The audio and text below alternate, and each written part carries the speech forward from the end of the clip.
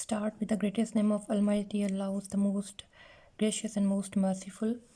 Assalamu alaikum everyone. My name is Rimsha Ladik, and today I am going to present my topic History of Chemistry, the Greek period, of chapter number 1, Introduction to Chemistry, class 9th.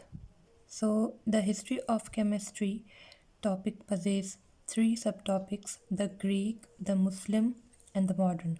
So, in this video, I will just explain the Greek period.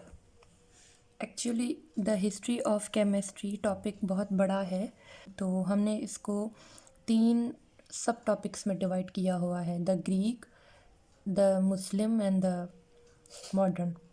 So now what is history of chemistry?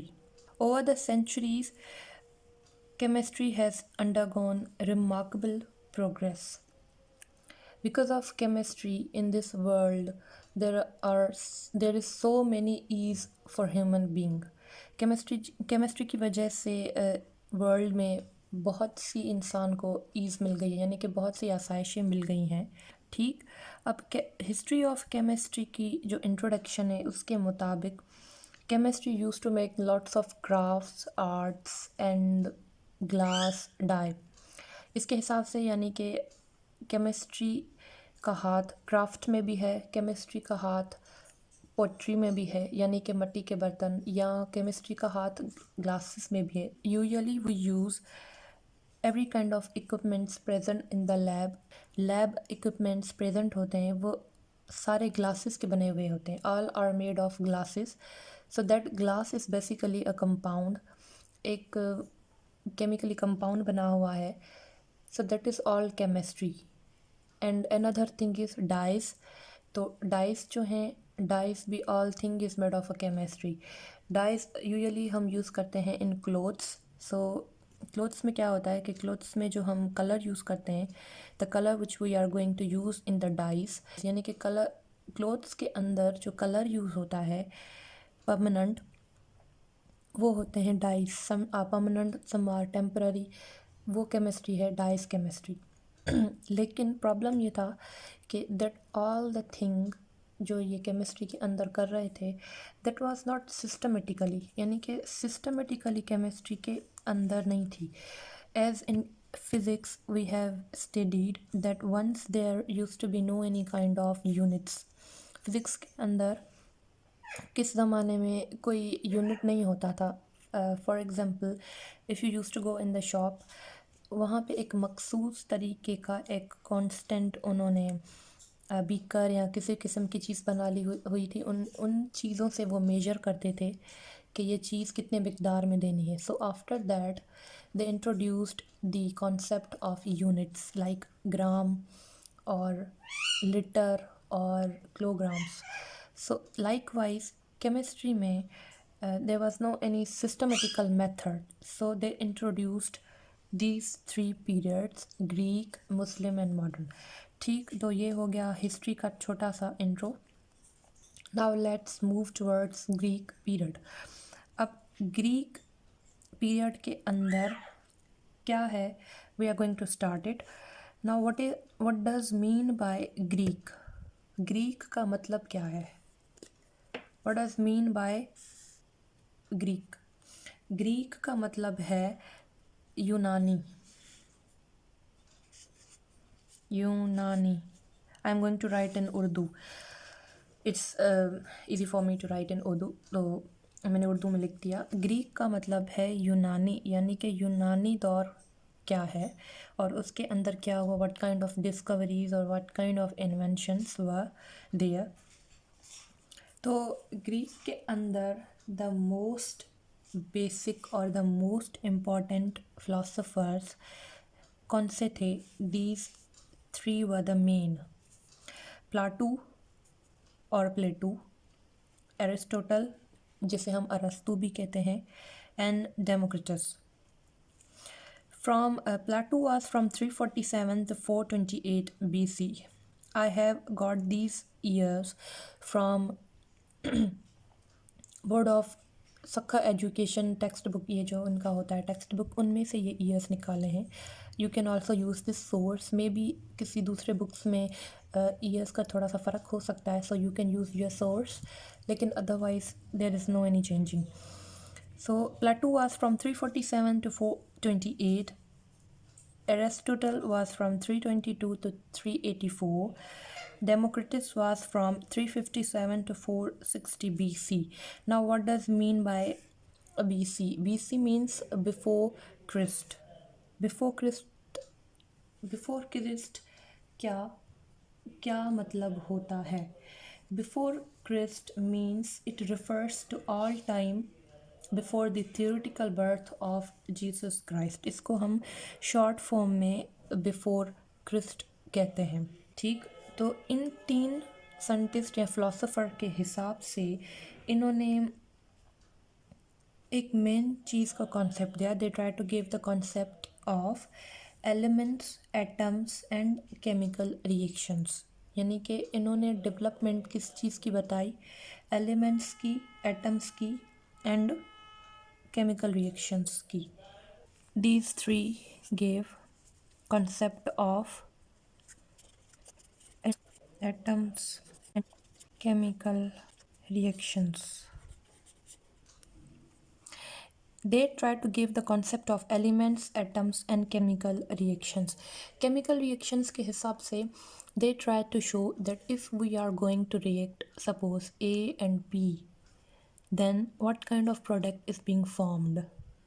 या अगर हम किसी एक चीज़ को दूसरी चीज़ से मिलाते हैं तो कौन सी तीसरी चीज़ बनती है, या बनती है या नहीं बनती, और अगर नहीं बनती तो क्यों नहीं बनती.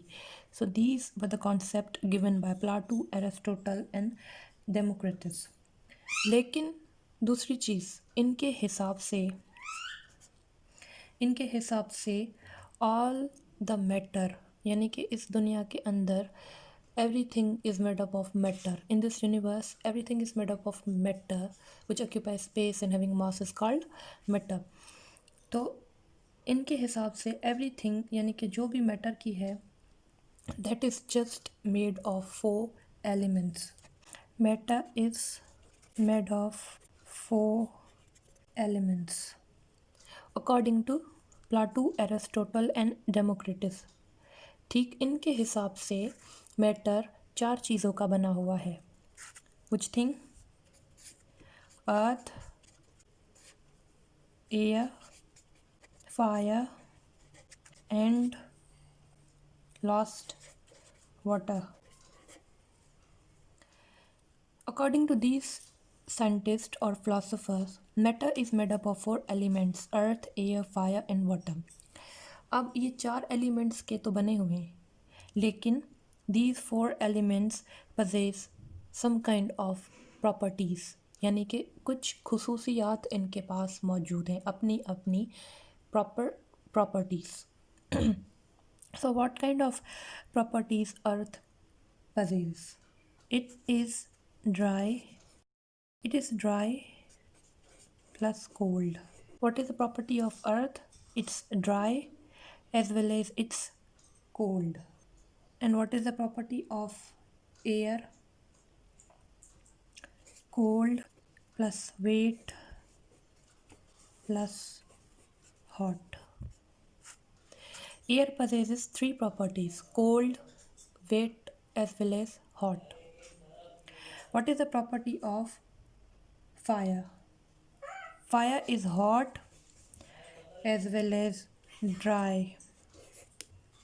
What is the property of water? Cold, hot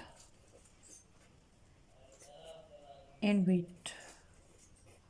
So these 3 scientists introduced the concept of element, atom and chemical reactions, and matter is made up of 4 elements. यानी कि अर्थ अब सूखा भी है और ठंडा भी है. ड्राई मीन्स सूखा, कोल्ड मीन्स ठंडा. Air is made of cold, यानी कि एयर की प्रॉपर्टी है cold, wet and as well as hot. Air यानी कि आपकी हवा ठंडी भी है, फीलिंग आती है, ठंडी फीलिंग भी आती है, हॉट गर्म भी. वेट यानी कि मॉइस्ट, जैसे हम कहते हैं ना कभी कभी कि मॉइस्ट, यानी कि थोड़ी गीली गीली टाइप हवा चल रही है, मॉइस्ट क्योंकि उसमें मॉइस्चर होता है। फायर, हॉट प्लस ड्राई, गर्म भी है और सूखी भी है। Water, what is the property of water? Cold plus hot plus wet, यानी कि ठंडा भी हो सकता है, गर्म भी हो सकता है, एज वेल एज ऑब्वियसली गीला क्योंकि इट्स लिक्विड। ठीक, अब ग्रीक पीरियड में फिर इन तीन के बाद आते हैं रोमन्स। ठीक, रोमन्स को हम कहते हैं रोमानी इन उर्दू। जैसे हमने ग्रीक को कहा यूनानी, रोमन्स को हम उर्दू में कहते हैं रोमानी।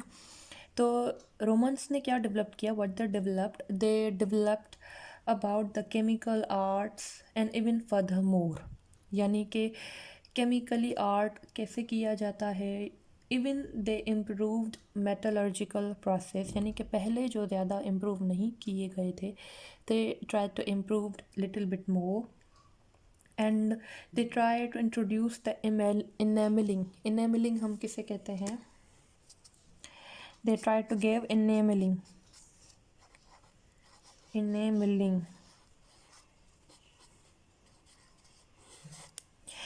इनेमलिंग हम किस चीज़ को कहते हैं?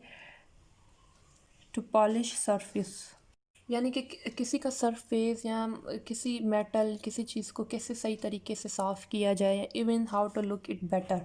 तो उन्होंने इनेमलिंग को स्टार्ट किया। Even the every kind of theory they introduce was little bit more improved and everything was a systematically order. Their work was all about the empirical form. Empirical यानी कि सिस्टमेटिकल फॉर्म में किया गया हो, जिसके पास proper methods हों, उसे हम कहते हैं empirical.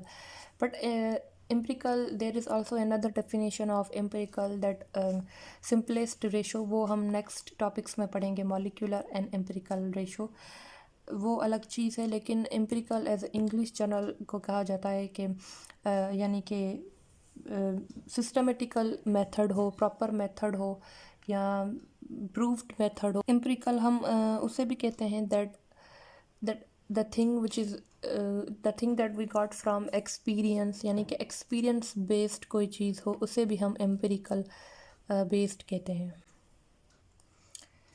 Now the topic is completed, but let me give you the overview of this topic. हमने पढ़ा आज history of chemistry, in that we studied about the period, the Greek period. उसमें हमने तीन मेन साइंटिस्ट पढ़े, Plato, Aristotle and Democritus, and we studied about the BC, the Greek word in Urdu. उसके बाद हमने पढ़ा कि इन तीनों साइंटिस्ट ने कौन सा कॉन्सेप्ट दिया। They gave the concept of elements, atoms and chemical reactions. फिर उन्होंने कौन सा कॉन्सेप्ट दिया कि matter is made up of 4 elements, earth, air, fire and water. ठीक, now these 4 elements possess some kind of properties, dry plus cold, ये है earth की property. Air possess the properties cold plus wet plus hot. Fire possesses the property hot plus dry, and water possesses the property cold plus hot and plus weight. उसके बाद last हमने पढ़ा Romans यानी कि रोमानी। इन्होंने क्या develop किया? They try to develop everything little bit more improved. They try to give the introduction of और इंट्रोड्यूस्ड इनेमलिंग मेथड। ये क्या होता है? सरफेसेस की पॉलिशिंग के लिए यूज्ड होता है। उसके अलावा they try to introduced the theoretical knowledge, यानी कि थ्योरेटिकल बेस्ड नॉलेज उन्होंने दी, जिसे हम कहते हैं एम्पिरिकल, यानी कि एक्सपेरिमेंटल बेस्ड या एक्सपीरियंस बेस्ड या systematically based. So that was all about the topic of the Greek period. In next video I will share about the next subtopics of history of chemistry. So I hope you have liked my video. Thank you. Allah Hafiz.